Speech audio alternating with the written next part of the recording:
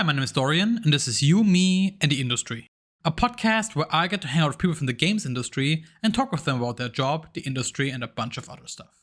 On this episode, I am joined by Rebekah Valentine, who is an award-winning reporter for sites such as GamesIndustry.biz and IGN. Her reports on the work culture in places such as Bungie and Activision Blizzard highlight the deep problems of the games industry. We discuss the current state of journalism, what made her become a reporter, as well as the ins and outs of good reporting. Furthermore, we discuss what goes into investigative journalism, how video game outlets have increased their long-form pieces, and I get to ask about the behind the scenes of her former podcast called the Cozywood Kitchenette. Please enjoy.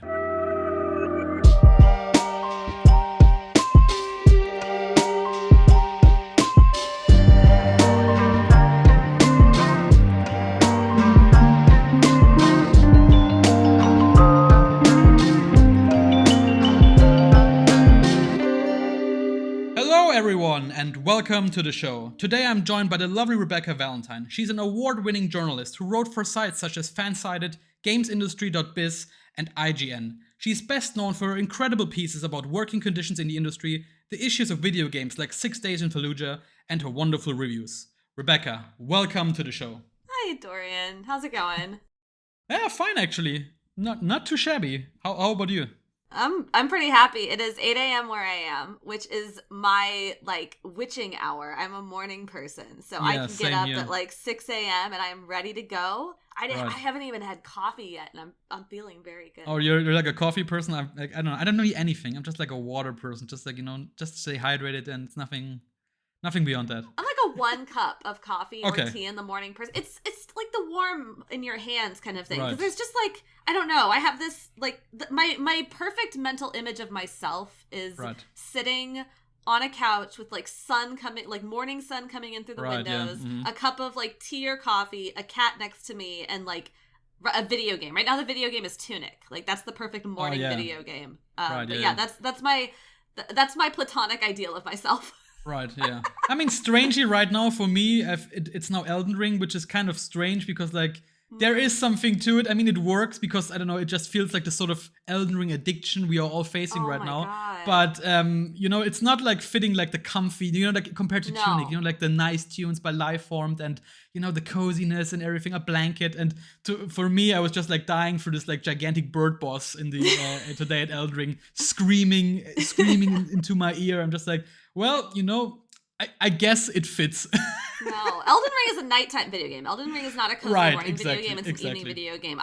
You probably have a bunch of things prepared to talk about, but I could just sit here for an hour and talk about Elden Ring. I'm so close to the end. I'm really close. Yeah, we all can. I mean, I think I'm also close, but I think you're further than me. So, I just got to the, I guess it's not spoilery. I guess sort of a snowy area. So yeah. We just leave it at that. Yeah. You got this. You got this. We will surely talk about Elden Ring some point during the interview. But what we usually do here at the show is let the guest bring a topic to the show. So Rebekah, do you have anything prepared for us? Yeah, I wanted to ask you because we've talked a little bit about my food exploits, and I like cooking. I don't consider myself an amazing chef or anything, but I like the hobby of cooking. I want to know, what's the best meal you've ever eaten? The best meal. So yeah, and to be clear, it doesn't have to be the tastiest because I think there's a lot of factors that go into what the best meal is, right? Who you're with or what your emotional state was or where it was. So right. I think I think one that really sticks out to me is it's not really it's sort of nebulous. It's not really the best, but I think it's somehow one of the most memorable ones. So I think a couple of years back, I was just living in Shanghai. I think it was the first week while living in Shanghai. I was around 18 or 19. So I had really this sort of culture shock, but not really I'm not was really whoa, I'm so more I'm curious about all these things. And then I saw a lot of people gathering a line queuing up before this sort of random guy on the street, and he was just spinning something like a table or something, almost like a gigantic turntable, and he was putting some pancake batter or something on there, and he sort of wrapped it up he made a gigantic crepe or something. So I'm just wondering okay, what is it going on here? And the people were all eating something for breakfast, the people were eating before they go to the subway or something. And then he sort of wrapped it up with some crispy bits in there and something green. And back in the day I wasn't really big into cooking. I like cooking, but I'm not like perfectly familiar with all like the different greens and herbs over there. And so I thought, oh, okay, that's like, it has to be parsley. Like, I mean, what could else be like green leaf or something? It can't be basil, so it has to be parsley. But like it was coriander, like cilantro. Ooh. So I never had it before. So I had this like piping hot wrap.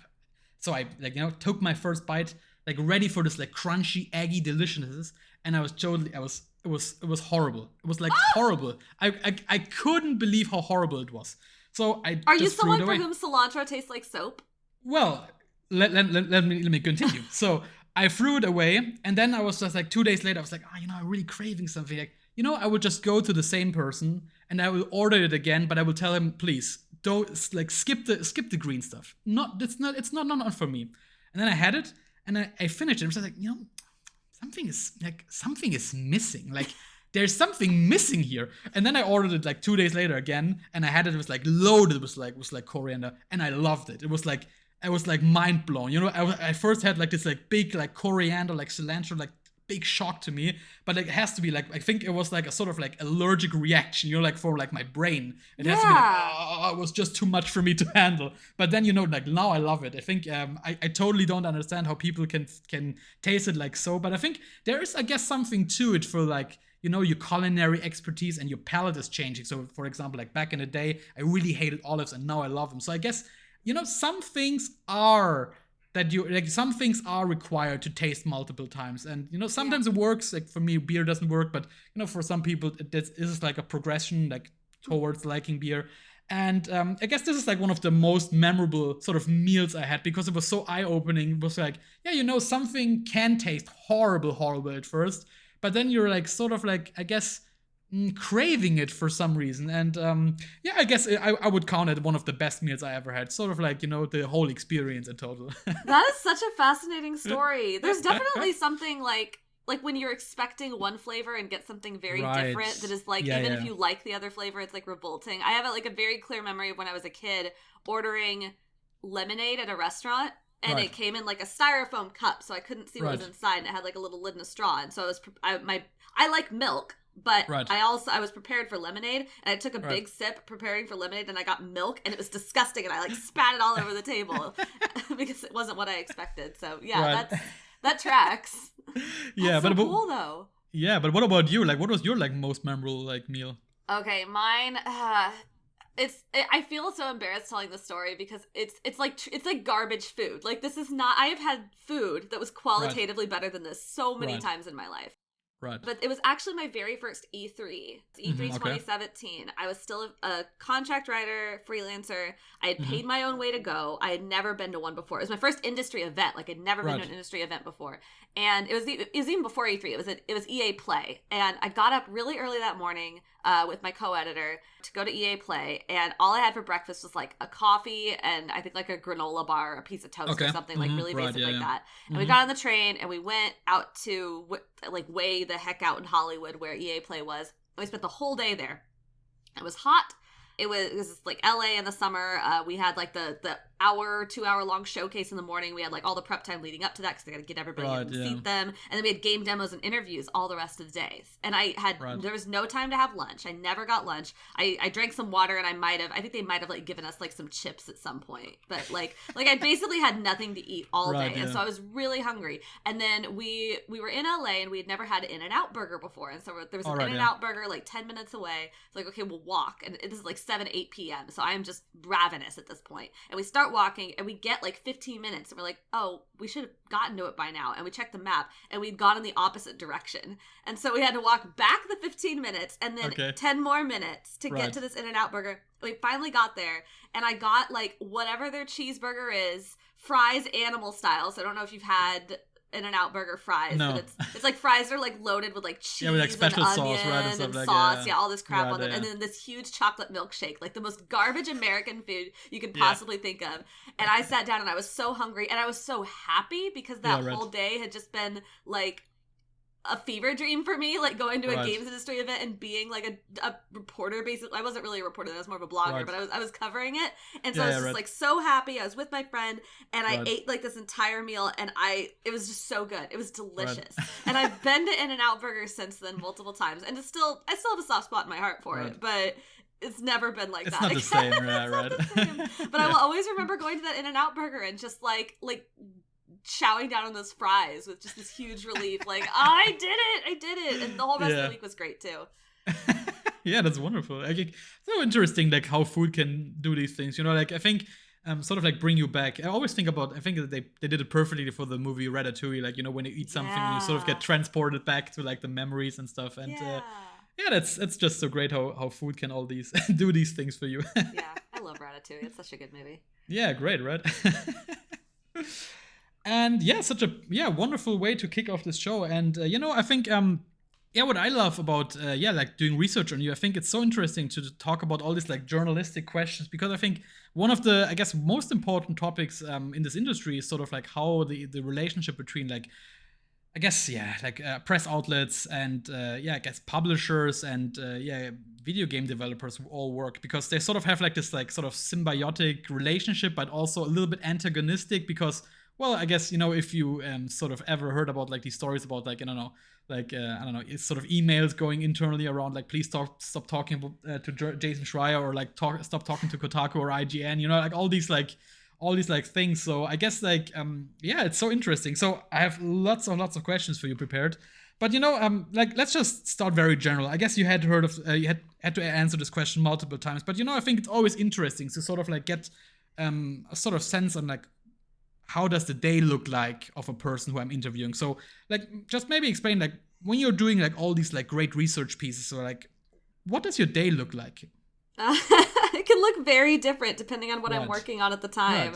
But you're right. So I have kind of an interesting role at IGN specifically, where you're right. Like I'm not, my focus is not on day-to-day news, even though I do it. Like my focus is on longer reporting. But I help with day-to-day news as well, and they occasionally let me flex into like writing features or writing reviews, and that's really cool. So usually when I come in for the day, every day I get emails. I have so many emails. And so I spend like my first hour sort of fielding emails, because they could be like, some of them are just like people, like press people reaching out to me because I'm on the news team. Like, hey, we have some embargo news we want to share. Can you agree to the embargo? And so it's just like getting that to the right people, agreeing to the embargo, making sure all that's good. So there's like some of that. There's talking to sources who have like emailed me overnight, or responding to messages and like setting up times to talk and all these other things. So like, you know, just emails, like anything that happens in an email. And then at 10 a.m. IGN has, we have back-to-back meetings. We have like a 5 to 10 minute morning meeting where everybody gets in a big video call, and every department head basically goes around and says what are the big things that happened today. So news talks about the big stories that happened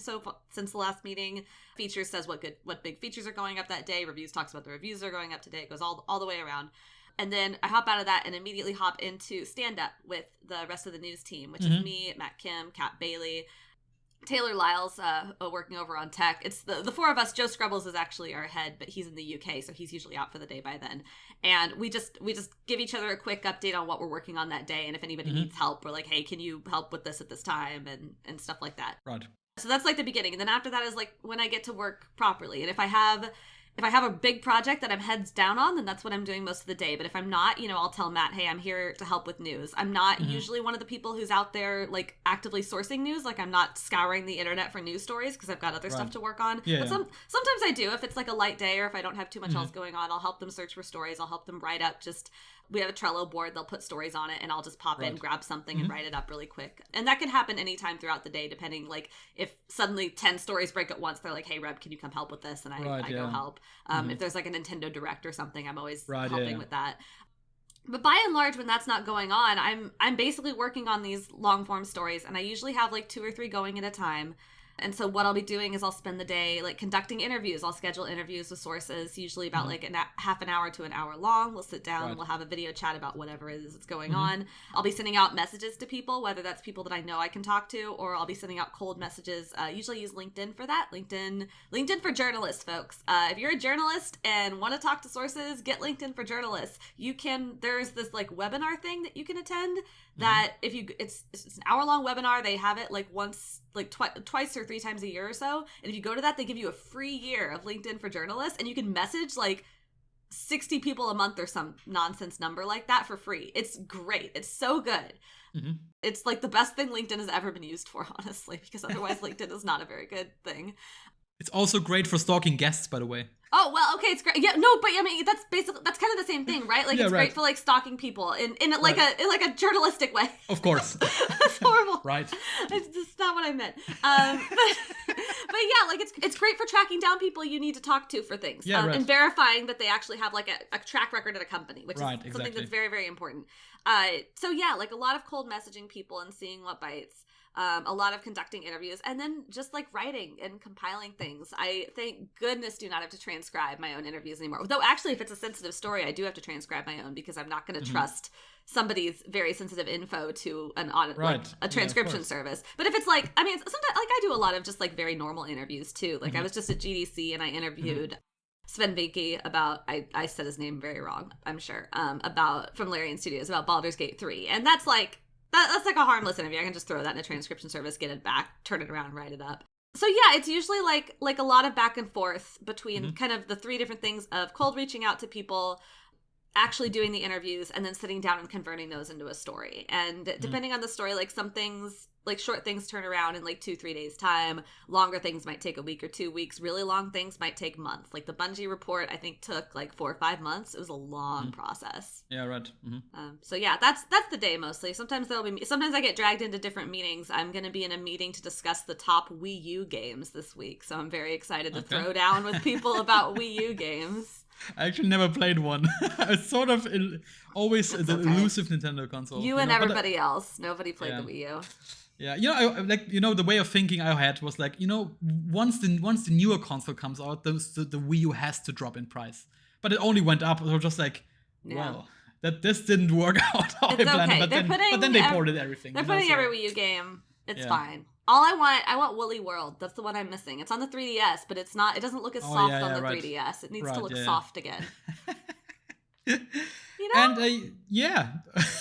but yeah, I guess I think did they release Epic Yarn? I think no, they didn't, right?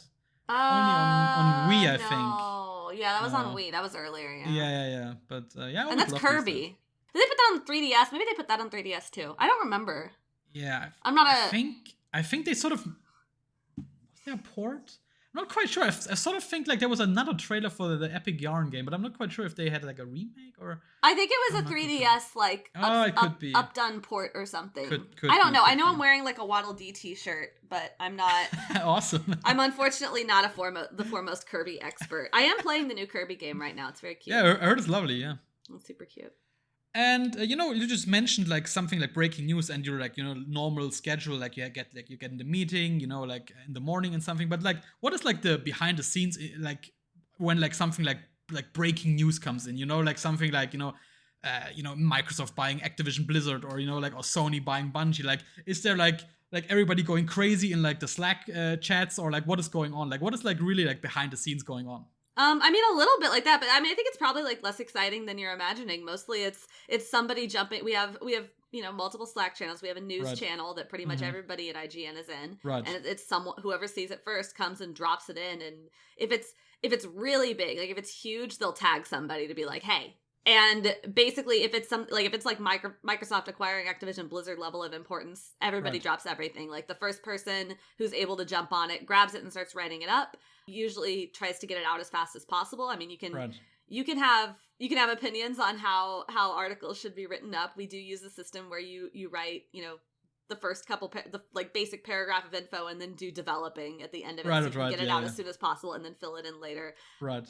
Tagging, and so we have a social channel, so we tag the social team and be like, hey, now drop everything, this is big. And then we usually wait until it's out and done before we start having conversations about it. Generally, just because people are actively trying to work, and if you're not somebody who is actively assigned to that thing, then you kind of need to stay out of everybody's way. But yeah, like usually there will be some degree of like whoa and yelling and and then kind of after after the immediate dust is settled, the usual follow-up is, okay, where do we go from here? Like, is this something we need to write other things about? Like, if it's just if it's a game announcement, if that's all it is, then usually like the trailers, people are scrambling to get a game trailer up and all, like, if it's really big, like a trailer analysis discussion starts happening. But if it's like Microsoft acquiring Activision Blizzard, then it's the news team discussing, okay, what angles do we need to be looking for to write about? Like, can we consult some analysts? Can we interview somebody? Like, what do we do here? Features team is also doing that kind of thing. There's like a lot of crossover between news and features in that regard. So yeah, that's kind of the way it looks. But it's about what you'd expect. Right. Yeah. But I guess it's also important, you know, like, I guess, like, because like both of those studios are sort of like rooted with like a couple of troubles, you know, like with like not only on the development side, but also on like, you know, the, I guess, like harassment side, you know, like misconduct side. I think like I guess there's also the issue of like how do you report this, and also like do we need to further report on like these issues? I guess like you had like a big article you just mentioned about Bungie, for example, but also there was like this month-long, you know, like article, article, I would say almost say bombardment, like, because there was like bombshell after bombshell for the Activision Blizzard stuff.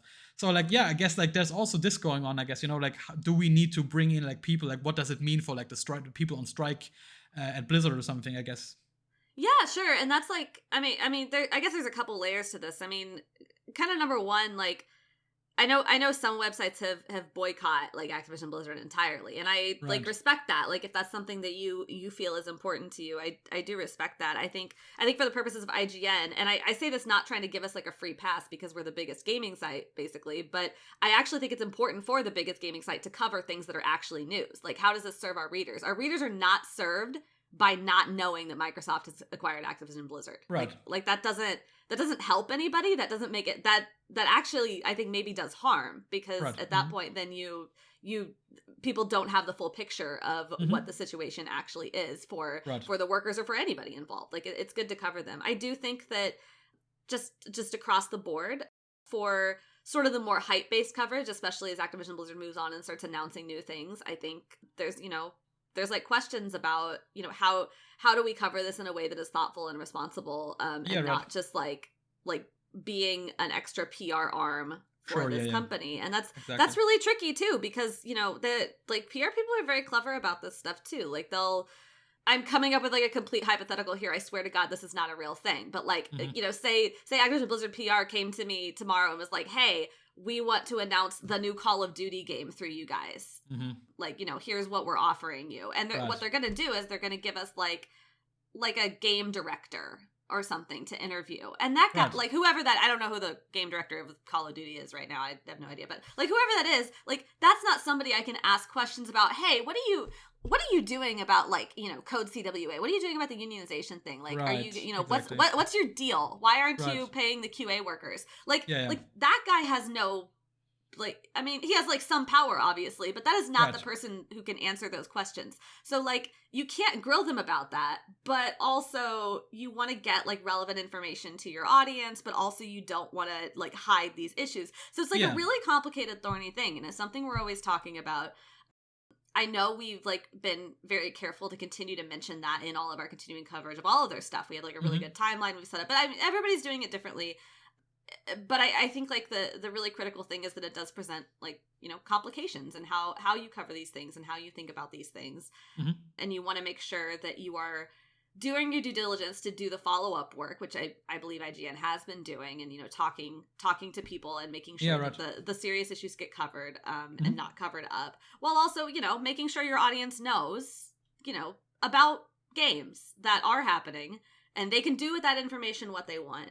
But I don't think that pretending that this company is no longer making games is not like useful or serving of our readers. Right. Yeah. And, you know, like you just mentioned before, like that you had like, you know, people are emailing you about like certain, you know, like, I guess sharing some secrets, I guess, you know, or like telling some personal stories that happened to them during some of these companies. So like, but like maybe that's a very general question, but like, how do you become trustworthy? It's hard and takes a lot of time. Like, there's not like some magic button you can press to make yourself a trustworthy person. Right. I mean, it requires like actually just being a trustworthy person. Right. I don't know how other people do it. I sort of started just by not doing that kind of reporting, by doing like other kinds of reporting, by talking to developers, by taking the opportunities I could. And especially like, I mean, I mainly got my start talking to smaller developers, like indies and AA projects, because when you're a smaller outlet, it's easier to get that kind of access. But then, you know, talking to them and you know, building relationships and then turning that around into articles that were truthful and I think hopefully well written. And then you have that established relationship there. So then, you know, 3 years down the line when there's something going on, they remember you as someone that, you know, they had a good experience and a good conversation with. And they're like, oh, yeah, I can probably talk to her. That's fine. But then also, like, just conducting yourself. I mean, this sounds like a weird, I feel weird talking about this because it sounds like I'm outlining a plot to become a trustworthy person. But, like, I'm like genuine in this. Like, this is something I care very much about. Sure, yeah.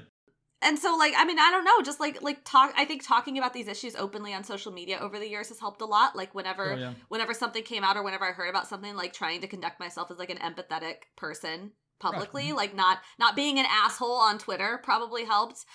And then also just in small ways, like I had done a couple little articles about smaller issues that cropped up, especially in the indie space. Like, hey, you know, this is going on. Or you know, I saw somebody like tweeting, hey, things sucked at the studio. And then, you know, reaching out to them and being like, hey, can we talk more? And just sort of like talking to them and then slowly working my way up to bigger stories. Because when you do one story like that, the second it comes out, even if it doesn't make a huge splash, you have like 10 people in your inbox who are like, oh, I saw you do this kind of reporting. Well, let me tell you about my studio. Right, yeah, exactly. And I mean, there's like, it sucks that you can't do every one of those stories because when I say no to a story like that, it's not because I don't think it's worthy of being told. Right. Like, when you're only one person and you only have so much bandwidth, you unfortunately have to just like pick the ones that you work on. And sometimes there's not enough people who are willing to talk to you about something in order to turn it into a story. Or sometimes, and I hate this, but like sometimes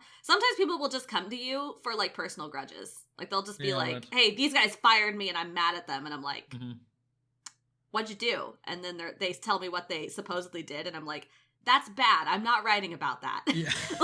like you, I'm not going to tell you deserve to be fired, but that sounds like if I wrote that in an article, some people would not. You do not want me to write about this. Right. Yeah, that's not what you want. That does happen. It's rare, but it's a weird thing that does happen.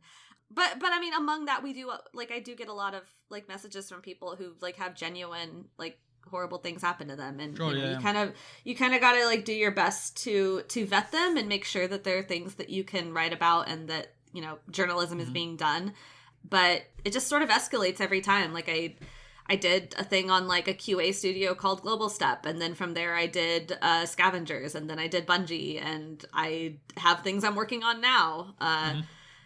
But yeah, I mean, I guess that's just it. Just like, I don't know, like trying really hard to be a decent human being. I don't know if I guess that's advice. I don't know. Yeah, right. Yeah. The anonymity through the internet. Like, because like people don't really meet you. Because like, I guess back in the day, you know, like was like, you know, I guess I only know this from like the movies or something. You know, like you have like your sources and you meet up in like, you know, some shady alley and the people tell you like all the government secrets. You know, it's not like that. But I guess like the anonymity of the internet might also make it a little bit difficult to like really like get trust people. You know, I guess this is like so I guess you know this is like I guess overall a very a tricky topic and you know you mentioned it before. I think it's quite interesting because IGN was I guess. Not synonymous, but I guess also a little bit synonymous. You know, like with all these like big personalities, you know, like Greg Miller, and they started like kind of funny, and like and nowadays it changed a little bit, in my opinion, at least. That you have like all like these like great journalists now. Not saying that the other people weren't like journalists, of course, but like they were more like the entertainment side, and they were it's very different, and I think it's so interesting now. But has it ever been a detriment that you work for IGN? Because like you know, there's no, but I mean maybe to explain a little bit more because like people have a certain association with like IGN. Oh, they're the big mainstream IGN. But I think like maybe people never really rare or less often think about like the great journalistic stuff you all do. Why has there ever been an issue with like people were like, oh yeah, no, you wrote back in the day you wrote for gamesindustry.biz, but now IGN, I'm not quite sure if I can trust you with these infos. I mean, I'm sure I don't know if people are saying that behind my back. Right. I mean, I guess if they are, I am sorry that you feel that way. Right. I haven't had an issue with that though. I think there's like a couple things going on. I mean, I could have like a whole discussion about like what the word journalist means because I I say this without like disdain, but yeah, like the word games journalist is thrown around in like 20 different contexts that it's not journalism. And that's okay. Like it's okay to have different kinds of content creation. It's okay. Like being a games critic is different from being a games journalist. And some people do both. I mean, I do a little bit of criticism too. Mm-hmm. It's okay that they're different. It's fine. Like, but you know, you need different things and you're looking for different things. You're doing for different things. And we can acknowledge that. You can be like being an on-screen personality is very different from being a journalist. And that's great. Like we need both. We need both things to exist. But you're right. There has been like a shift. I don't know that it's necessarily been away from big on-screen personalities. I mean, we don't have Greg Miller anymore, but we do have like really freaking cool people up front. I think like Brian Altano and stuff. Brian Altano, Max Scoville, Stella Chung. Like we have like tons of really cool people doing that stuff.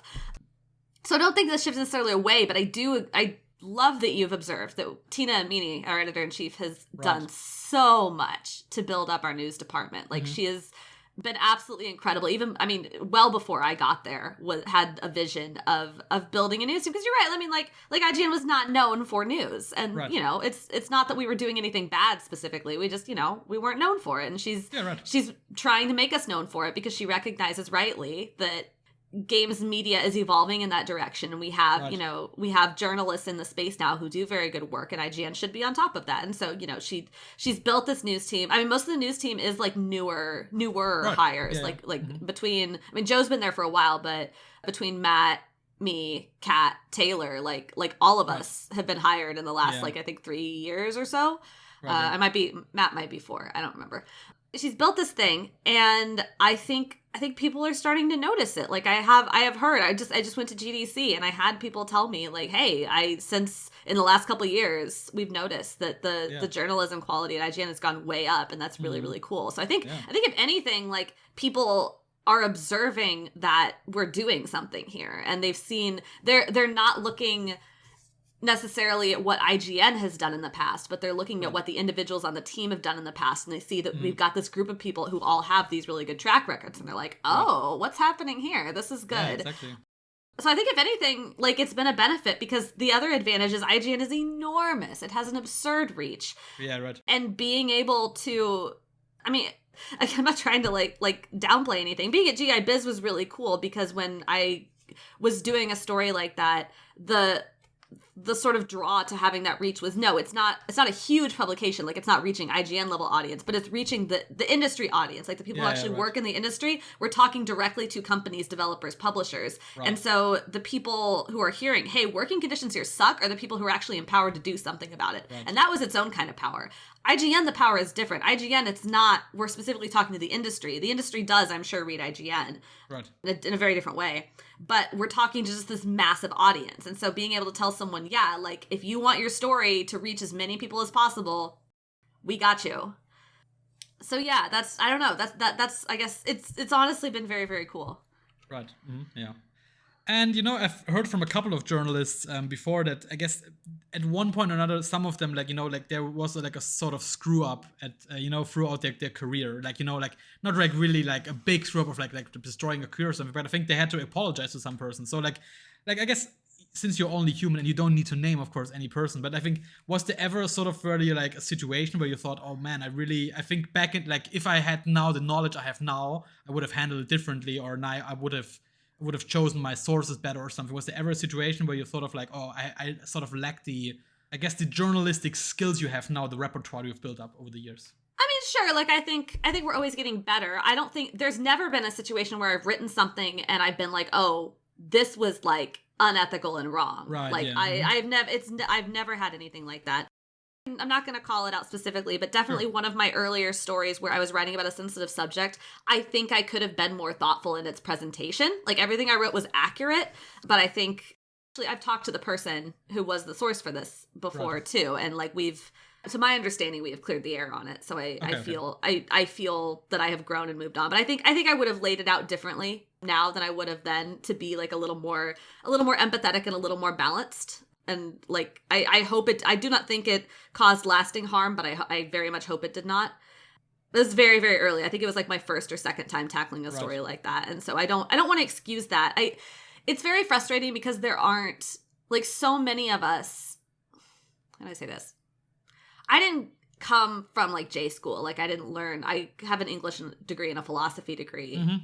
I think a lot of people in this, I mean, some people did go to J school, but like a lot of people who are coming up in the space trying to do journalism just sort of have learned on the fly. Like they don't have like an existing background. There's not a lot of institutional knowledge of how to do journalism, capital J journalism in this space. Right. There's some, I'm not trying to say there's none, but there's not a ton. Right. We don't have reporters who have been on the beat for 50 years who can educate the new people coming in. Right, we just have a lot of people who came up like writing blogs or writing like just goofy columns in print magazines about how much they loved one game or another. Like people are very much figuring this out as they go. And like the fact that we have like that, and then on the other side we have this industry that we're trying to write about that is full of trauma and awful things happening to people. Right.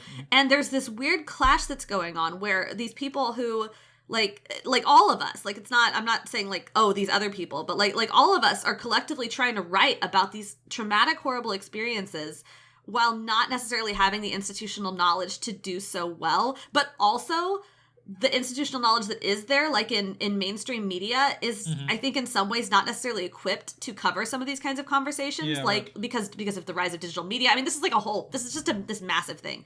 So we're basically just a lot of people doing our best, and I think you can say simultaneously that we can't not cover these issues. Like we can't just say, well, we don't know how to do this, so we're not going to do it. Like we can't say that.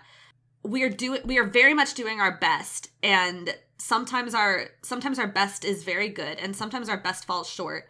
But also it like isn't fair, and it sucks that people who go through trauma, you know, sometimes end up in situations where if something is reported in a certain way, like it makes things worse for them in one way or another. And I try really hard, like really, really hard in my work to make sure to ask myself constantly, like, is what I am writing here going to cause more harm to somebody who has already suffered? Right. And I hope I have not yet.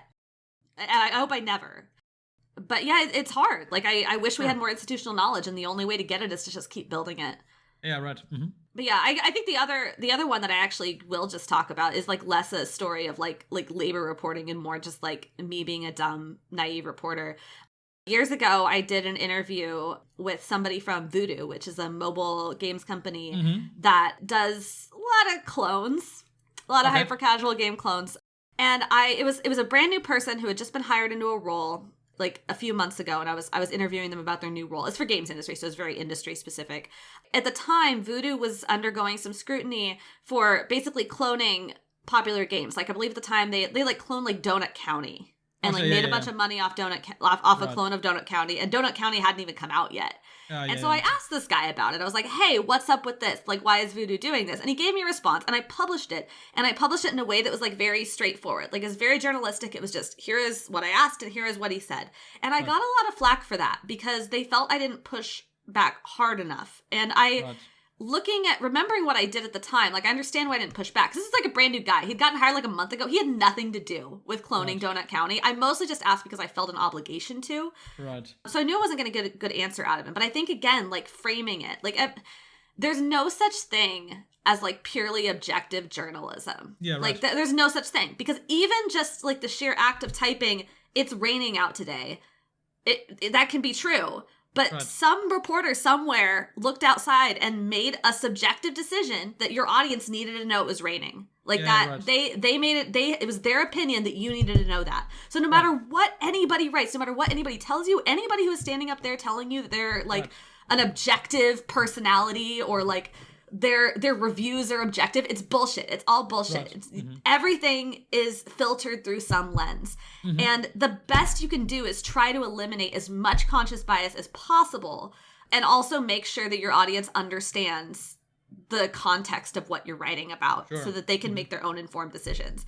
And so I think looking back on that, I probably should have provided better context for that answer, or honestly just not included it, because that guy's opinion on clones, having been at the company for like 1 month, probably wasn't like super like useful to our readers. Right, exactly. But I think about that, and I think the Donut County guy got really upset with me, which makes me really sad because I really love Donut County, and I personally think the game cloning shit is bullshit and awful, and I wish they weren't doing that. But yeah, so I try to take those lessons forward and think a lot about context and framing. And I am very fortunate to have always had very, very good editors on my side who are looking out for me and mostly save me from myself. I guess, you just mentioned two things, but I want to follow up with the thing that you mentioned last. Like, what is the relationship between like a writer and an editor? Editors save me from my worst impulses. I don't know. Like I've had really good relationships with all my editors in the past. At Games Industry, it was mainly Brendan Sinclair. I did work a little bit with James Batchelor and Matt Handerhan, but because they were on UK time, I didn't get to see them too much.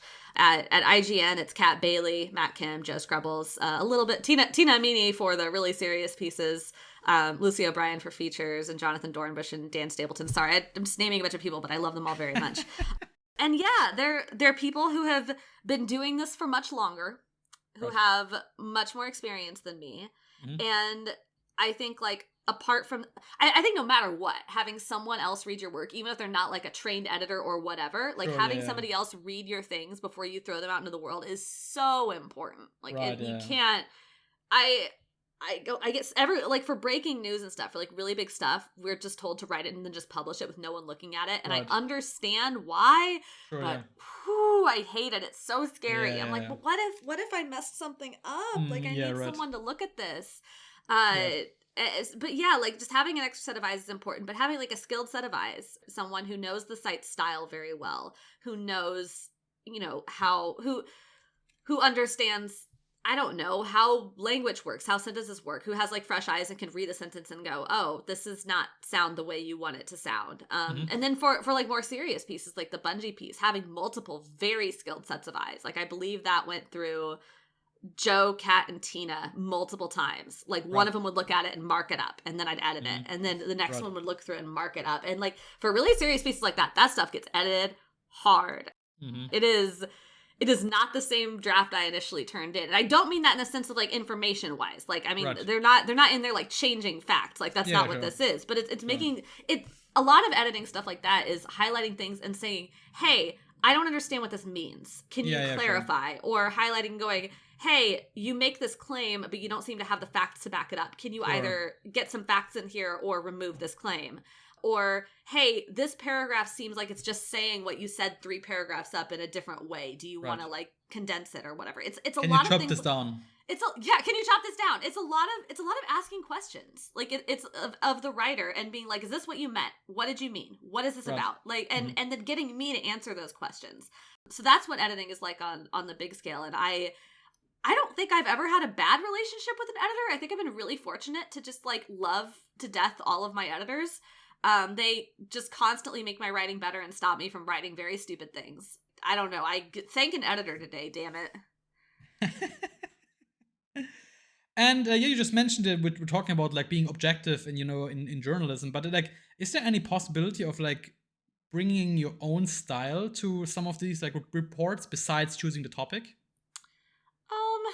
It's a hard one. I mean, I assume you're talking about like more serious stuff, right? Yeah. Yes and no. I don't. Like, on one hand, I don't really think something like the Bungie piece is a place for me to, like, flaunt a style. Like, that's not where I do that. But the place to do that is, like, in criticism or in like, I don't know, goofy, bloggy reporting. Not really reporting. Goofy, bloggy writing is, I guess, the place to do that. But again, like, no matter what, no matter who's writing it or what they're saying, everything is ultimately coming through in my voice. And I try very, very hard for stuff like the Bungie piece, and my editors helped me a lot, because that was a note I got a lot on the Bungie piece, was like, this is too emotive, like this needs to be, you need to be more straightforward, just give facts, and that was something that I practiced a lot on that piece, was cleaning it up and making sure that everything was just very straightforward and factual as possible, because the other thing too is this, like obviously as a person, I like the crap that people went through at Bungie sucks. Like, I feel for them. And I want, like, in my heart of hearts, want to just be like, hey, what the fuck, guys? Like, why were we treating people like this? But that can't be in that piece. Because if I put something even, like, lightly like that in that piece, people read it and go, oh, this is, like, a very emotive thing. Like, she's clearly trying to make, like, an emotional argument. This seems, like, biased. Like, this has bias in it. We can't do this. Like, we can't read this. And so, Like and you don't want that, because then that makes your reporting less trustworthy, even if it is even if it is like accurate in the extreme, and you don't want that. Right. And so you have to try very, very hard, like when you're actually in the moment going through this and thinking about this and writing about this, to make absolutely sure that you are not doing that you are not like trying to make some sort of empathetic argument. And that's really hard too, I think, for people who are talking to reporters to deal with sometimes, because you were someone who had like a trauma happen to you. Sure, and you go to a reporter and you spill your heart to them in some ways, and then it comes out in this like very, I mean, I try to like warn people about that ahead of time. I'm like, this is, you know, it is journalism. Like, this is not like, this is not like WikiLeaks or something. Or it's not a tweet. Like it's not a tweet. It's not a tweet thread. Yeah. Like it's, and I don't mean that like in an unkind way. I just mean that like, and I think most people understand. Like most of the people I've spoken to in the past understand exactly what they're getting into when I walk them through it. But it's hard. I think it would be very hard. Like I have been fortunate enough not to have any experiences on that level in my job, but I think if I ever went to someone and like told them my trauma, and then it came out in a very like factual, straightforward report, even if I understood why it had to happen that way, I think I'd be like a little bit like, man, this hurt me, and it's not there. I mean, because there's I just opened like every can of worms talking about this stuff, because there's not a great way to get this stuff out there. I mean, your options are basically like a Twitter thread, which opens you up to retaliation, attacks, harassment, like all kinds of stuff. So that's not safe. Journalism, which is like very safe, you know, we anonymize everything. Like we take care of our sources. Right, yeah. But it does like it scrubs a lot of the individual specifics, because like if your specifics go into the story, then they know it was you, and so you have to generalize a lot. It scrubs a lot out of it. Mm-hmm. It keeps you from making your emotional plea, and also the person who did whatever they did to you gets an opportunity to reply. Like you have to write a reply, so you get put side by side with their words, and so that can suck. But it lends like credibility and weight and a big audience to it. I mean, then the other option Activision Blizzard pursued is a lawsuit, which has a lot of advantages over the rest of it, but it's also wildly expensive and dangerous. Sometimes. Yeah, and dangerous, because Activision Blizzard has lawyers. Right. Yeah. So yeah, I mean, there's not good options. I mean, really, the solution is we should just stop traumatizing people, but. That's too hard. We can't do that. The games need to come out. Yeah, I think this is an essential part of making games. I thought so, at least based on like the lot of the recent reportings. And sure sounds like it, but I believe maybe not. Yeah, let's hope for the best. But like you said, it also opens up the person for like sort of like a retaliation, or like sort of like being like not like shunned from the industry, but sort of like, I guess like when I think about the recent reporting from like what was it called? I think the People Make Games documentary about like Robin Haneke or something. I guess like people were afraid of speaking up because, well, she's like a very well-known icon of the industry, because like people know her in the indie space, and well known as an advocate for diversity as well. So like when like how do you ruin that? I mean, if that image needs to be ruined, it needs to be ruined, but you don't want to be the person to do it. That's so scary. No, they were really brave. Right, yeah, and also like, who are you to believe? Because like was like the person with like 100 followers on Twitter versus like Robin Haneke, who is like on different podcasts, different like GDC talks, and like like releasing games left and right. Like I guess it's very intimidating for like everyone urged you to watch the documentary on this issue. It's really, really great reporting. It's incredible work. Yeah, just like just like also like sort of like talking to yourself, like are you imagining things like this, like industry icon, like is she really like this, or like is it just me or something? I guess it's like really, really difficult to figure these things out.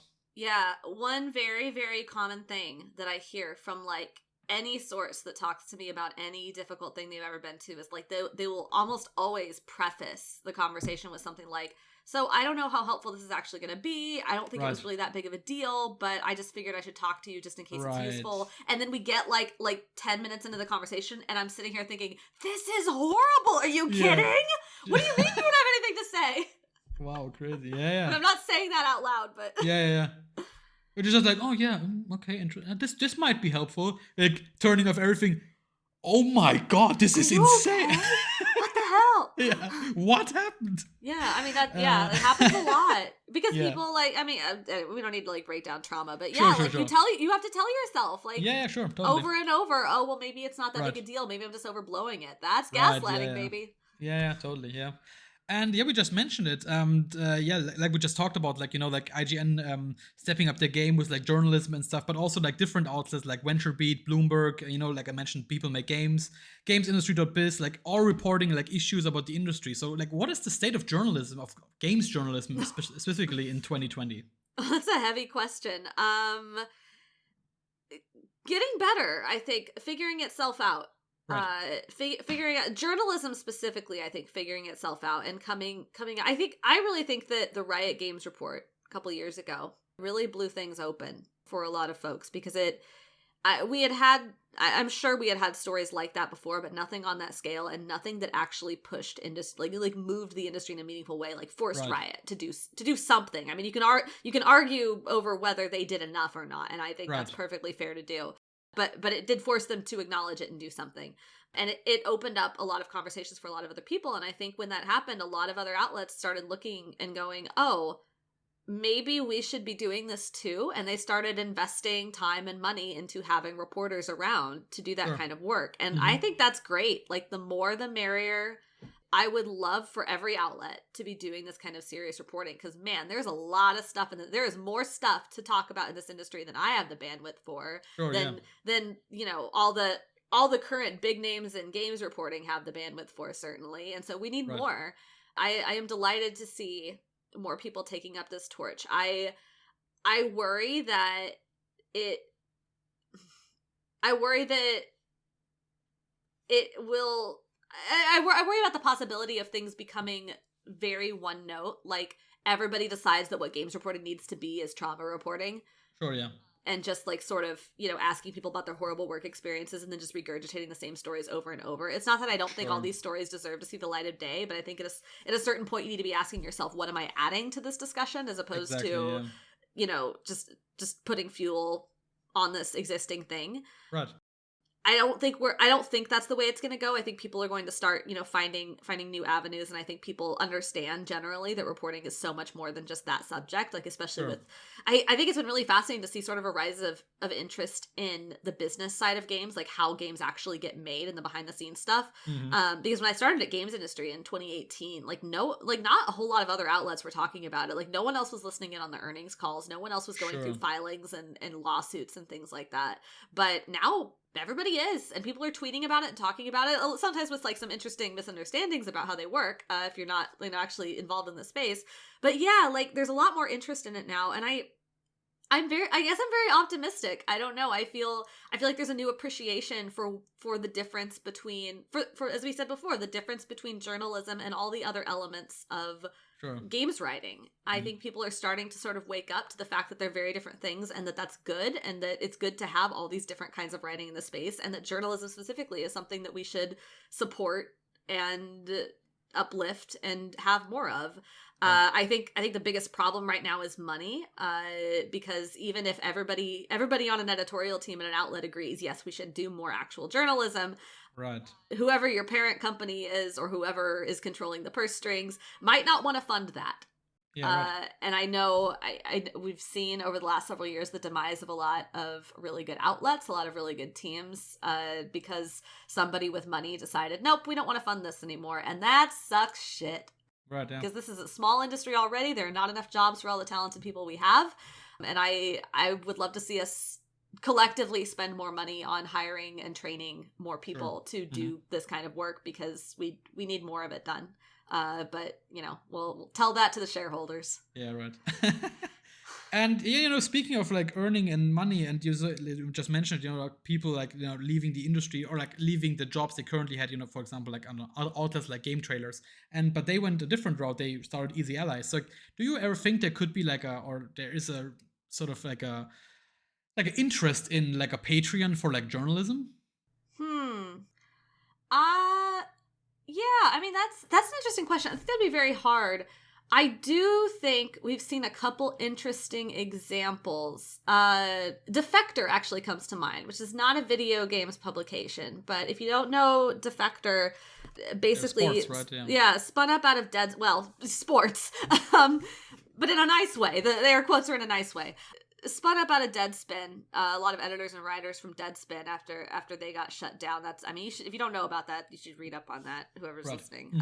But they spun up Defector and basically made their own thing. They pooled some of their own money to get it off the ground, and then they asked people, here, like, pay for subscriptions. If you really like Deadspin and our work that much, pay for this. And people did. People absolutely, they supported them through, what are they at, like a year and a half now? 2 years? They've been around for a little bit now. Yeah, 2 years, I think, yeah. And seem to be doing very well, like successful monetarily. I think they're hiring they've hired a new person at some point, maybe two. I'm not like up on all the latest Defector stuff, sure. But like by and large, very successful. And I think that was sort of an interesting proof that if you have people with a track record, like credible people with a track record, right, who are willing to band together and make something like that happen, I think people will pay for it. I think on an individual basis, it's a little bit harder. Like because I think the thing about being part of a major outlet is that there's so many benefits that you get that don't really get seen. Like, I mean, just for one I mean, the benefit of having editors. Like, if I had to, I could never do journalism solo because I wouldn't have any editors. I wouldn't have a legal team, so that when I write something like the Bungie report, somebody looks it over and makes sure that I'm not saying anything that's going to get us sued. Like, right, exactly. Like that's because I can't. Or yourself, right? Yeah, like I couldn't do that by myself. Sure, I couldn't do, like, doing this kind of thing requires like months of heads down work, you know. If you can check my publication history on IGN, I do publish things like fairly regularly, but not nearly with the frequency of a lot of my colleagues. So if you look at, like, if I had to just do this by myself with like a Patreon supporting me, you wouldn't see any work from me for months. Because I'd just be like desperately trying to support myself. Like, it would take so long. But instead I have other people writing up the news, other people writing features, other people supporting me on social, you know, other people who are just like there to make sure that I have the time and space to get things done. And without that, like, so it's not that I'm saying it's impossible. I just think that I think solo it's probably not advisable. Sure, yeah. And I think as a collective it might be possible, but you would need a hell of a crack team of folks. Sure, yeah. To put it together and a really good idea and an audience willing to pay for it. And I'm not sure we have the audience willing to pay for it in games. I know there's been some personalities who have done well, like you mentioned, like Easy Allies, Kind of Funny, obviously does very well. I mean, it's not journalism, it's a different thing, but it's still, you know, kind of fun. Games are also, I guess, on Patreon. So yeah, people make games does really well. I think they are probably the closest to having this model figured out. They do video, which I think is like qualitatively different than written. I think I like would love to just pick their brains someday about like doing video journalism, because until I saw people make games, I truly did not think that was something the video game space needed. But then I saw their work and I was like, okay, you sold me. This was great. Yeah, exactly. Yeah. but yeah, like I think having video elements added is sort of like a helpful thing. Because it gives people something visual to seize on. It's better for Patreons and stuff. I think written is a harder sell, but again, I don't think it's impossible. It's just you need the infrastructure and you need the people to do it. Right. So so slowly closing off all the journalism stuff. I know we talked lots about it, but I think back in the day when I was an intern at a games outlet, there was one thing, I guess, very basic, but I think it still rings very true if I see, like, when I see all these like YouTube people jumping all on all the headlines and stuff. I think it's always like, you know, like follow up the source, like go back to the original source. And I think this is almost like always, not always, but I think sometimes even that is too difficult for some YouTube people out there. So like, let's just do like just a little bit of a journalism 101. Like, what is like the key lessons besides, like, you know, like go back to the original source? Like, what would you give to the listener? Say like, okay, if you want to go into journalism or the games journalism, there's like 2 or 3 things that you sort of always need to keep in mind. Oh, man. I have a sticky note on my monitor that says, "Are you sure?"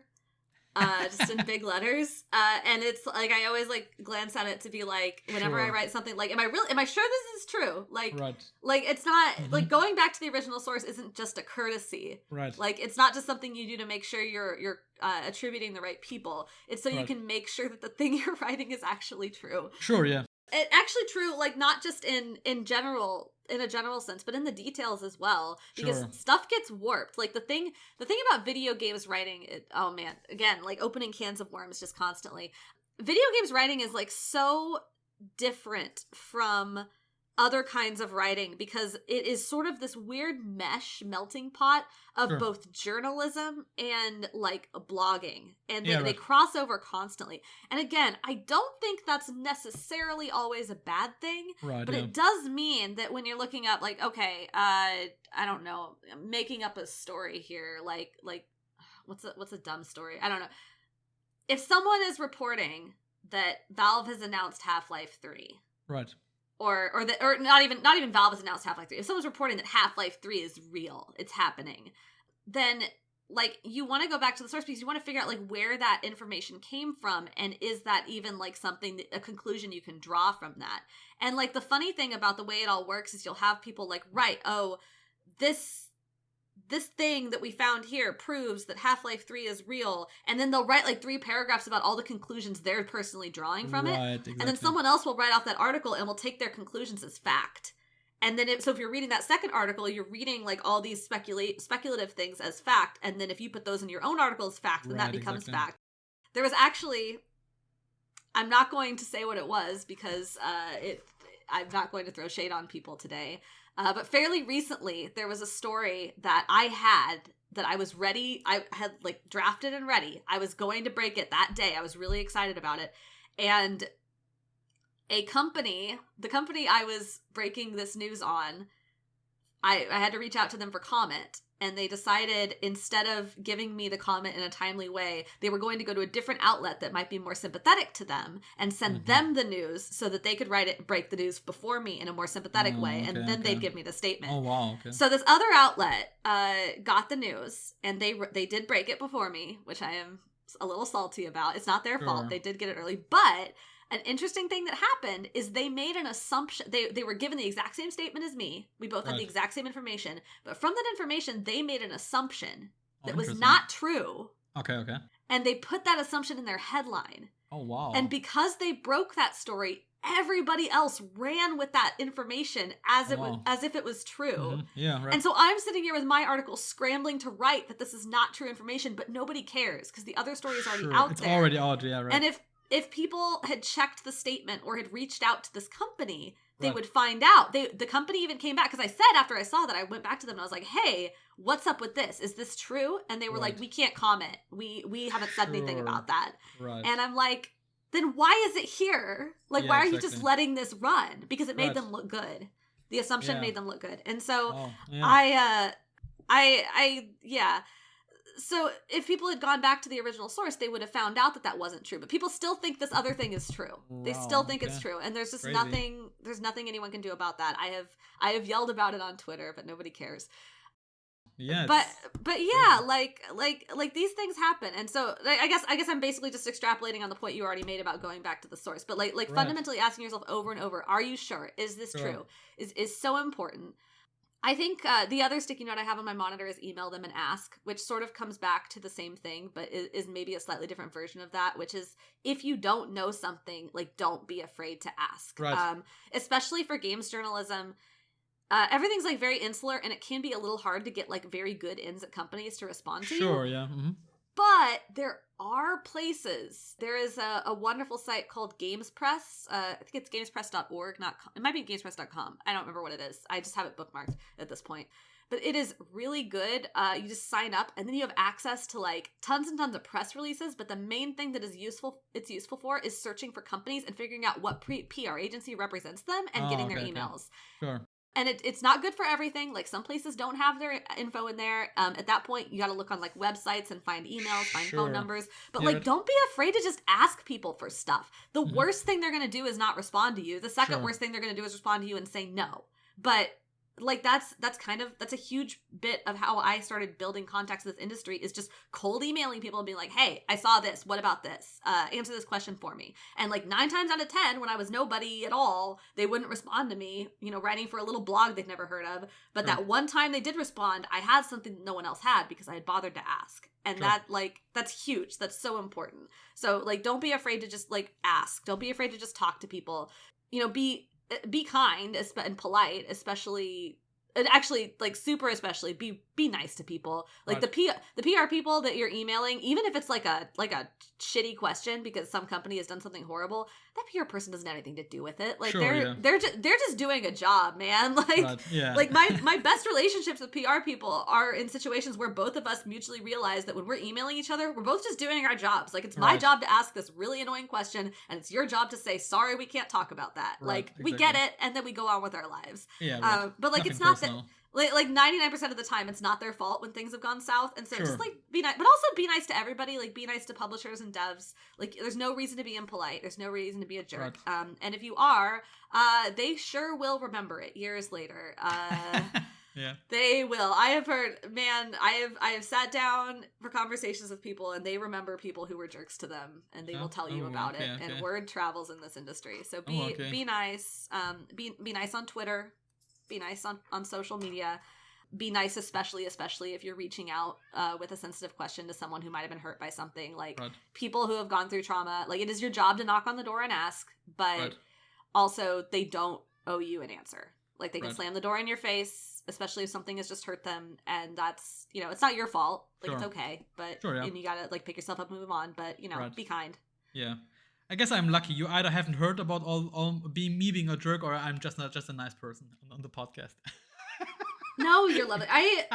There are very few. There are a handful.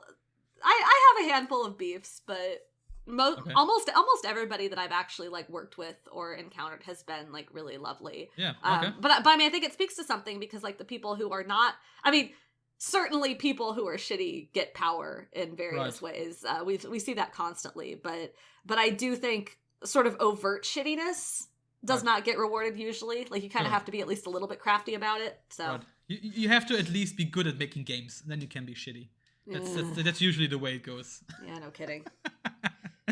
And, you know, just like mellowing out the journalism questions, I think what I found so interesting was a recent tweet you made that, like, you were talking about, like, how Undertale made you think differently about games. So like, I think that's so lovely. So like what, like, I think that's just my assumption. I think this sort of, like, changed writing about games in a different way, right?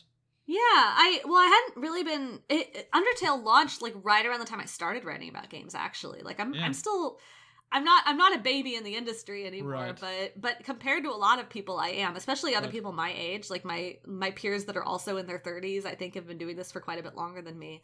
But yeah, like, I had certainly been playing games before that. Like, I wasn't not playing games, of course, but I had mostly been playing, like, very mainstream stuff, like Pokemon, Skyrim, Assassin's Creed, Nintendo stuff, like nothing that would, like, surprise you. And I think Undertale was recommended to me by a friend. I don't even remember how I got to it. I think that was it. Yeah. And I played it, and this sounds like the most asinine thing, because it's like the most basic lesson of Undertale. But the whole point of that game is, one of the many points of that game is to flip the idea of what it is to like fight in a game, to kill. Right. Exactly. To flip that idea on its head and ask you to, like, question, what are you really doing in video games? Why are you really making the choices that you make? And I had not played a game before that did, like, meta-narrative stuff like that like, addressed me as the player. And so I have an English degree, and I loved metafiction in college. Like, that was my favorite thing. I read House of Leaves. I lost my mind. I read Ulysses and just loved it. Just obsessed. And so this was the first time, like, I wasn't, like, before that thinking, oh, video games aren't art. Like, I wasn't doing that. But I don't think I realized the extent to which they could be art until I played Undertale, and I was like, oh, this is a game about being a game, and if we can do that, then what else can we do? And that's when I really started paying very close attention to the indie space, and started playing smaller games, and thinking about what it means for a game to be a game. And I was like, wow, I don't know what I want to do with this information, but I want to think about this more often. And it's weird, because you'd think that path would have led me, like, more into games criticism, but that's not what it did. Sure. But yeah, like, that Undertale was just sort of my, games. Not just cool, but very cool. Yeah, right, yeah. I think also Undertale for me sort of showed, like, that, I mean, I don't want to diminish Toby Fox, who's a genius in my opinion, but, like, you know, I mean, it's not, like, Undertale is not known for, like, the flashy graphics and stuff, but it looks like a very basic, like, almost ugly. I think it's quite charming, but I think Toby Fox calls his own work ugly, so I think it's allowed. But I think, it's actually like, but I think it doesn't require a lot. I mean, I don't want to say like it's easy to make a game or something, but I think like, it looks like, just like it's WASD walking, and it's just like very, very cheap sprite-based looking game. We're not talking about like puddle reflections or using what we're doing by tapping in the left stick and hitting R2 and menuing. Yeah, no. Right. There's like, there's not like, like a huge like multiplayer game with like 60 people running around like from across all the people. Like, I think it's just a small game, but I mean, just like, I don't know how it was like developed and like how the characters came alive. I think it didn't really matter how they looked. Like, to me, like, those characters were quote unquote real, like it felt like there was like a connection there. Those were my friends, and it's just so interesting to see, like, and then also I guess also a little bit started like my interest more into like talking about these games and stuff, and it's just so lovely, talking about like both our like shared experience of this game. Yeah, the power of storytelling. Yeah, exactly. Yeah. And we're slowly coming to an end, but I think there's like sort of like one big topic I think I had to talk about. So like, a year ago you had like your own podcast talking about like, like the Cozywood Kitchenette podcast, like was always like, I think it sort of started from like your days writing about like these cookbooks or cookbooks about video games and all this like sort of like nerdy cooking stuff. So like I wanted to know like what was it like running like a cooking podcast? Like what was like the sort of thing that nobody sees? What, like doing a podcast while cooking, or like doing a podcast about like a cooking show, I guess. It was too much work. That was kind of the problem. I know this will shock you personally, but it's work running a podcast. Yeah. No, but Cozywood I think amplified it. So I started Cozywood because I wanted, at the time I was writing for GI Biz. I was on another podcast called the Super Deluxe Games Cast, and I was doing some other things, but I had no projects of my own. Like, I didn't have anything that I could like claim and say this is something that I made and I built and I am responsible for. Mm-hmm.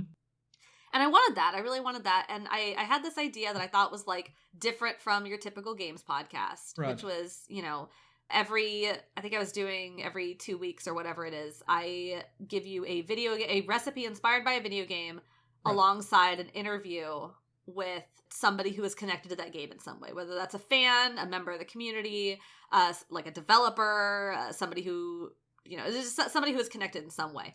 And I thought that was a very cool idea, and other people thought it was a cool idea too.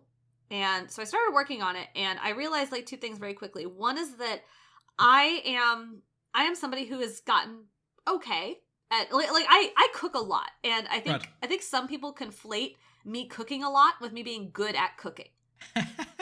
I'm not bad. I am not. I'm not saying I'm a bad chef, but I'm not like brilliant or anything. Like if you're coming over, you're getting like a decent like home cooked meal, and it'll be nice, but it's not gonna like make your brain explode or anything. I'm very much still like a rookie. I don't have like chemistry understanding of how salt and oils work. Sure. Yeah, right. But I do okay. I can follow recipes pretty well, and I like doing it. I think there's value and meaning in doing things that you're not necessarily an expert at. But it is one thing to follow a recipe that someone else gave me. It's another thing entirely to create a recipe yourself. Sure. Yeah, right. Because you have to you can't just copy I didn't want to just copy other recipes off the internet. Like that seems plagiaristic, if anything. Sure, yeah. I did do a couple. I mean, I brought in Chelsea Monroe Castle and had her do an episode with one of her recipes with her permission. Right, and that was like part of it. And then another episode, I believe I specifically did the official Persona 5 curry recipe. Yeah, right. Which was like on purpose. It was meant to do the official one that they had posted and be like, hey, how is this actually? But yeah, all the other ones I'm pretty sure are ones that I made myself. And it's really hard because like the first one is I did Power Bread from Golden Sun. And in order to do that, there's a billion bread recipes out there. People have been making bread since the dawn of time. You have to have a fundamental understanding of one, how to make a bread. Yeah. And then on top of that, you need to make it somehow unique in order for people to like actually care about your recipe. And that's really hard. Yeah. That's really hard. So I tried that and I had fun. I had a lot of fun doing it. Sure, but the other problem was how time intensive it was. Yeah. So every podcast comes out every 2 weeks. That means I spend one night practicing the recipe to make sure it actually works. So it's just me cooking by myself, hoping that it's going to work. Another night, actually, after I practiced once, recording myself making the recipe a second time. So now I have tons of this one food sitting in my kitchen, and I, at the time, living by myself. Right. So, and it takes it takes probably about 2 hours, depending on what it is, because aside from cooking, I'm also stopping to record and re-record. Right. My kitchen is open. I don't have a door I can shut, and the cat at this time has decided that anytime I'm in the kitchen talking to myself, she has to come in and start going, over and over, which is not conducive to a good podcast. Right. So there's constantly picking the cat up and, taking her out of the room over and over. So that's 2 nights. So then a third night to get my interview subject on camera and actually interview them. And then a fourth night to edit it all together. Right. That's too much time. During COVID, that was fine because I wasn't doing anything else. And so it worked for about 6 or 7 months, but then I got vaccinated, and then I hadn't seen friends in 2 years, and I wanted to hang out with them again. And so I started going out more with my friends who were also vaccinated, and at that point it just started to eat at my time, and I couldn't do it. And then I was going to move to San Francisco and live with my partner. It became too much. But I loved it. I thought it was I trying not to be boisterous or anything, but I thought it was a really good idea for a podcast. It's a cool idea. What I really in the ideal world, I would have a giant kitchen with lots of space to do this in, and good recording equipment, so it wouldn't sound like I was cooking in a giant echoey kitchen. Also, likely a team of people be around you. Someone to do the dishes for me. I would have someone to eat all the food for me, so I wouldn't have to eat 20 donuts or whatever it was I made for Blazeball. Sorry, not donuts. Those were wet pretzels, not donuts. Right, yeah. And then I would have someone to edit my podcast for me. Oh yeah. And we would all be paid handsome sums to do this in my ideal world.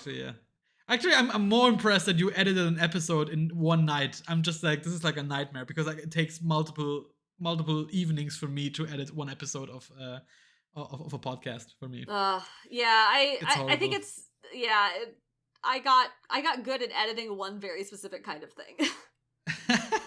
To me, it's always for me, it's always making the guest sound as best as possible. And for me, I'm just too lazy. I'm just all the and ams and all the silent awkward pauses. I'm just slowly a little bit of adjusting, making the guest sound very smart. And for me, I'm just you're an idiot. Just post it. The guest must sound smart. You can sound like an idiot. It makes me look even better. Well, I also don't claim that my editing was any good. I mean, I had no skills. I had my audio editing software, whatever that was, and I don't even remember. I think I was doing it in Audacity. Adobe. I think I was doing it in Adobe or something. Oh, okay. And my skills were limited to basically cutting and pasting audio and then reducing the fuzzy sounds. Right, that's basically what I knew how to do. Oh, yeah. So I apologize to all my guests. Right. I mean, just me, just me listening to the recording in different volumes. It's a whole different story. I think sometimes my girlfriend comes over and I'm just looking at me while I'm listening to myself, putting down the earphones. She's is this volume okay? Maybe one higher. Is this volume okay? Is it now making all the strange noise? I'm just really, really paranoid. I think sometimes I think there's just a person who knows how to work this and just pushes one button and says oh, it has to be this, and I'm just sitting here like a maniac doing it all manually. I'm just you're insane. Haven't you figured this out? I'm just no, I don't know what I'm doing. Please help. Hard. It's hard. It's difficult. Yeah. And they're there's a couple of cooking related questions I have for you. So one thing that always is very interesting to me is what is your opinion on the metric system? I don't know. I've used what I've used my whole life. Really? I don't know. I don't know any better. I'm a hopeless American. All right. So you have never think some people doing some Americans doing cooking shows realize that it's so much easier to use the milliliters and grams and everything. So you're just still using the cups and everything. Yeah, I do. I think it probably would be easier to use metric, but the problem is nothing here is built for me to do that. I would have to buy entirely new cooking utensils to do all of this, and I don't have that kind of money to throw down on just a bunch of cooking when I already have perfectly serviceable stuff. So but again, I mean, this is part of why I think I'm a little bit amateur is if I can take a shortcut, usually I will. Which is maybe not always conducive to good cooking, but I made a pretty good pie last night. It's fine. Yeah. Oh, awesome. What kind of pie? Berry pie. It was we went to go see some friends last night, and I was going to bring them a pie, so I did a homemade pie crust, and I wasn't. Lace? Did you have a lace on top? Oh. Yeah, I did lettuce. Yeah, lettuce. Yeah, right. Yeah. I just went to the store. I wasn't sold on the fruit yet, what I was going to do, but I went to the store and saw that they had strawberries on sale. Nice. And then they had like all the other berries next to them, and berries are in season right now, so we did a berry pie. Awesome, yeah. And that was always like one of my white whales for cooking. Like I do lots of cooking, but I'm not really like a sweets guy, so I rarely bake because it's only just me, and I guess who eats a whole pie by themselves. So I'm always like I very rarely bake stuff. So I'm always like, but one of those things was always like the very like in the was it like the Disney cartoons or something, like the American Pie was like with the fat top and the exactly little, it was the cross. It was the cross on top for like the steam coming out and like having like the golden crust on top. It looks so nice because we in Germany we have good baking stuff. Like we're well known for like our bakeries and cakes and all this stuff. But I never had this kind of pie. So I'm always like, in my opinion, it looks very great, and it almost like I always wanted to taste it, but this is like still one of my like white whales. So maybe one day I will get to do the pie. I bet you will. They're not that bad. I don't know how to get the big round top. I don't know the pies actually look like that. Yeah. But you can certainly get a serviceable pie that looks like that. Exactly. Yeah. I think of course you can get it from like a shop or something, from Amazon or something. But we in Germany don't have this like wavy style of like ramekin, I guess, like a baking tray, like where you we don't have those. Like we don't have those typically here in Germany. So I need to hunt for those. But speaking of ingredient hunting, like what was like one of the lessons learned like in your cooking journey? Like what was the lesson learned overall for like through like your cooking endeavors, for like like cooking all these like 300 recipes, like 100 World of Warcraft recipes? Like what was like the overall like lesson learned besides like, oh, I kind of like cooking? Just like taste things, taste everything. Like if somebody offers you something, don't say no. Just like unless if you're allergic, like whatever. But like health concerns aside, like just taste everything, try everything, and that goes for when you're just out in the world, like being offered food, or if you're going to a restaurant, like and someone like that you're with and you trust like has ordered something you've never seen before, like, hey, can I like try a bite of that? Like taste it. But then also when you're cooking, like constantly taste what you're cooking, and like this is my like guilty pleasure, but taste your spices. Oh yeah, very like true. Like very true. Sprinkle a little bit into a spoon and taste it and see what it tastes like before you put it in something. Like this is not something I was ever taught. This is not something that was ever explained to me until I read like Salt, Fat, Acid, Heat. But just like taste constantly. It just opens this whole new world. Like I didn't know what, like, I mean, to go back to the parsley and cilantro thing, like I had seen them before and I knew they were different, but I probably couldn't have given you like a clear idea of what the difference between them was until recently, because I grew them and I just like pulled leaves off and tasted them. I was like, oh, that's what this tastes like. It's so important for cooking to know what all your ingredients taste like, because then you're better equipped to, when you have like a soup or whatever and take a sip of it and you're like, oh, this needs more X. Exactly. Yeah. And then you can answer that question for yourself. And I think that's like sort of the tipping point for me, like trying to become a better chef, as I'm trying to become better at like not just tasting everything, but also like as I'm tasting it, thinking about it. Like not just sort of like, it's like a mindfulness exercise almost. Like what am I tasting? What am I experiencing right now? Is this like spicy? Is it savory? Is it sweet? Like what is happening? What makes it different from the other things? How can I incorporate this into a dish? What would it go well with? And actually having those mental conversations with myself. Yeah, I think that's like the big lesson, is just to try everything, taste everything, be fearless about food, especially if it's something. This feels like maybe a no-brainer, but maybe this is just for like the goofy Americans like me who might be listening. Like especially don't be afraid to try food that like seems a little weird to you. Like that's from other cultures, because it's not weird is the thing. Like if thousands of people eat it in the world every single day, it's fine. Just like eat it. It's probably really freaking good. Yeah. Don't be a little baby. Yeah. Right. Yeah. And I guess to follow up on with that is, I guess, like one of the things I still have like no real understanding. Like I also do like the trying spices thing, but I think one of the things I still don't have a grasp on is like bay leaf, because I'm just like, it's so difficult, because like I of course I throw them in all the stews and stuff because it's just something you do, but I can't tell. Like I can't really tell if it does anything. I think they could have just told me any type of leaf and I just threw them in. But I think what I always wanted to do is sort of like cooking something side by side, like one with like a couple of bay leaves and one without, and then just trying them side by side. But I'm always too lazy for that. But I think this will be maybe this year. This year maybe I will do it and try the what does bay leaf actually do? Yeah, I just realized I haven't actually tasted bay leaf before. I have it and I use it, but that's what, like, I think because when I'm getting it out, it's not like when I get out like fresh parsley, like I just have fresh parsley. Right. But yeah. I don't know, like bay leaf. I don't grow bay leaf. I don't know where I'd get fresh bay leaf, so yeah. I don't know if I would even want to. I think it's usually dried that you're supposed to use in recipes. No, but I think you can use it fresh also. Like I can grab like a jar that has like a seasening in it, and I can put a little spoon and taste it. Like that's not a problem to me. But like taking a whole bay leaf out of a jar and just going crunch, like that seems a little weird to me. Right, but no, I just gave myself the advice to taste it. I should taste a bay leaf. I'm gonna go downstairs and taste a bay leaf after this podcast. Maybe what next is this actually?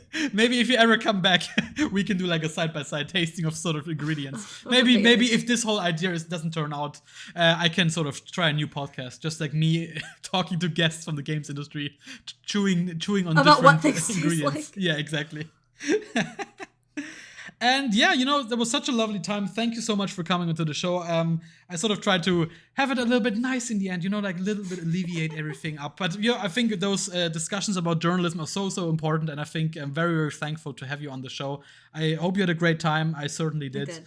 And where can people find you and what are you currently working on or what is upcoming without spoiling anything? You can find me and all my work at IGN.com. You can find the articles that I write. Recently, like I said, had that interview with the head of Larian Studios. I have an indie column that I write every 2 weeks. This last one went up on Saturday. It's about glitch hikers, The Spaces Between, which is really incredible, really cool little game. So if you just want to know about what weird indies I'm playing, check back every other Saturday, and I've got articles about that up. Currently working on, actually, like trying to get through a feature backlog, currently working on some Elden Ring stuff, actually. Oh, nice. So if you want to read some features about Elden Ring, hopefully I'll have some of those soon. I didn't review Chrono Cross. I did get an early copy, though. And I wrote a little bit about why Radical Dreamers, the text-based adventure pack-in game in that collection, is really cool. So Great you music. can read that stuff. Yeah, oh my God. And you can also find me on Twitter at Rebekah Valentine. Awesome. Yeah, and if you want to follow the show, you can find us on all the podcast joints, Spotify, Apple Podcasts. It's almost on everywhere. And if you'd like to follow us, we are at Yumi Industry on Twitter and on Instagram. And you can follow me personally. I'm at Dorian Chow on Twitter and Instagram, where I sometimes post silly stuff, sometimes pokey reviews or, whatever. And, before we close off the show, I think I always try to come up with something fun in the end. And I think this, with all the talking about food, might be not the perfect time. So, Rebekah, you just had like this hopefully nice conversation with me, a nice interview. So, and you sort of got like a sort of grasp of like, how does this show function? How am I functioning? So sort of like if you had to define like a podcast dish, so like that sort of like encapsulates me, because like, I'm not quite sure if you're familiar, the anime Samurai Champloo, that means like as a Japanese dish, which means like a fish mixed with like beef and vegetables, so it's like a mix mash of like different ingredients, and there's this anime called sort of like symbolizing it. So is there something like a dish that would come to mind when you think about now me or like the interview show you just had?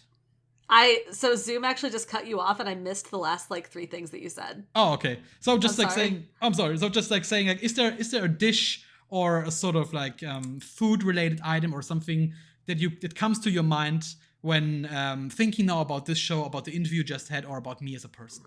Oh my gosh, this is such a hard question to define somebody else's food.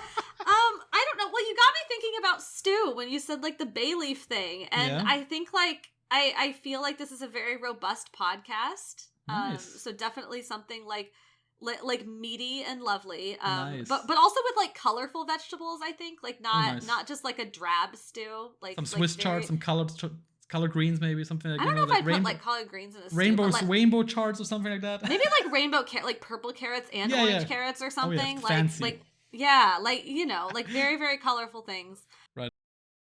Yeah, I don't know. Like you've got me thinking about stews, and I feel like the heartiness of this. This is like, I mean, I know we talked about serious stuff, but this is like very wholesome and warm. Awesome, so, thanks. I hope some the crusty listeners... bread on the side. With lots now of I'm just saying what I want to eat.